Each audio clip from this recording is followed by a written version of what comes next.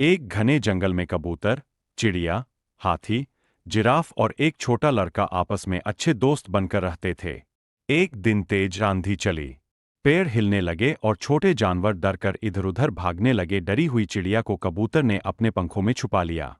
Giraffe ने अपनी लंबी गर्दन से लड़के को ऊंची और सुरक्षित जगह पर बैठा दिया। आंधी थमते ही सबने एक दूसरे को देखकर मुस्कुराया और कहा, हम साथ हैं, इसलिए हर मुश्किल आसान है। आप लोगों को कहानी अच्छी लगी हो तो लाइक करो और शेयर करना ना भूलें।